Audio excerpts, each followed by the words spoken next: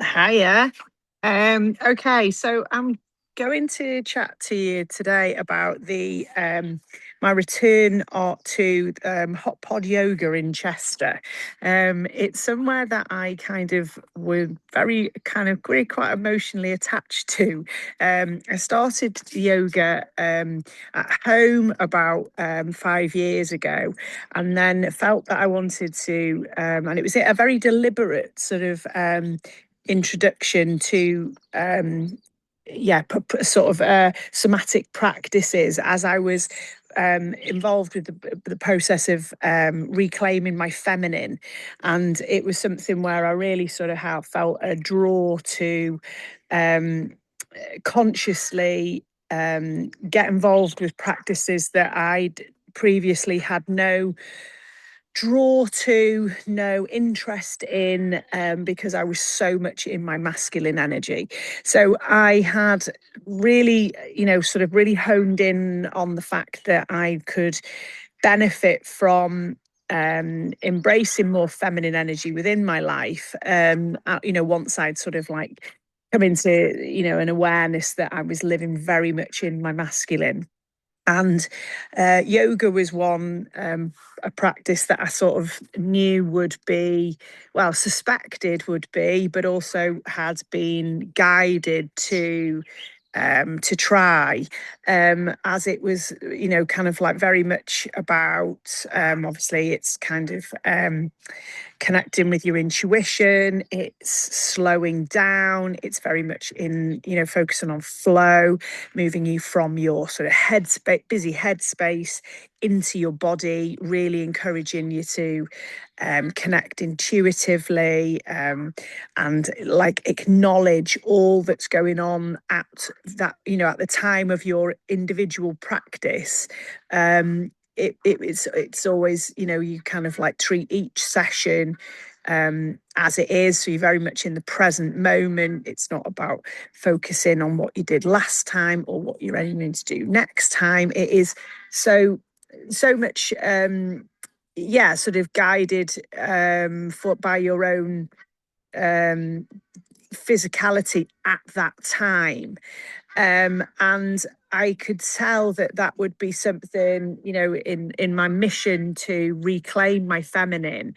I could feel that it would definitely help me along that process. So I started yoga with some 10-minute sun salutations on a YouTube channel that I just use to do. I try and do it as many more, as regularly as possible in the morning, and I loved that. It's a really, when I return to that video, it's really quite nostalgic now, and I can remember that like kind of process of getting involved with, just sort of finding that.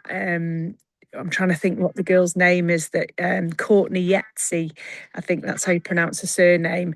And her practice is just so lovely. It's a really simple 10-minute practice, but I really became aware of the language that she used, how soothing it was, how much it encouraged me to connect with my physical body, as in listening to what I was feeling, really, like I say, sort of reconnecting with all parts of my body, and like feeling into how something, how is my shoulder today, or how what's my breath doing, or what, and it was right, really quite profound, because I can remember sort of thinking that in the past I would have just soldiered on, just not really listened to what my body was telling me. It was just a case of my head saying, oh, whatever it is, this physical practice, this is what we want to do, so we just,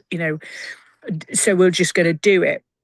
And so I can, like I say, remember thinking that, crikey, I need to listen to my body, and I need to, respect it and honor what it needs at that, specific time, and, taking into account how, maybe I'd be tired, or maybe I've injured myself, or maybe I'm on my period, or whatever it was at that time, that each practice was individual, and each practice would, what would be, and it was just such a huge sort of change in how I kind of like had approached anything, physical exercise in the past, especially like I'd done, sort of, I don't know, kettlebell classes or weight training or spin classes, which is all very focused on, sort of a progression, and kind of like a very push mentality usually. So I started with the 10 minutes and salutations, got a lot out of that. Used to then, that led me then to also introduce some meditation at the end of the yoga practice. I would then lie and have perhaps a 10-minute guided meditation. And from that, I felt that I was called then to sort of experiment with some longer practices. And that's when I found the HotPod Yoga in Chester. And I loved it. I absolutely loved it. It's like such a powerful setting, in that all the senses are activated, because, I mean, in the pod itself, you're in this inflatable pod that has got, it's obviously heated, so you feel all that. There's a lovely ambient light in there, like a soft purple glow. There's always lovely smells in there, special, like there's chosen diffusers that are in there, so that the scent is just sort of divine. And then obviously you've got all the encouraging you to go into the pod a little bit before your class. You can just lie in shavasana and just lie there blissfully, uninterrupted, and just land on your mat in your own time.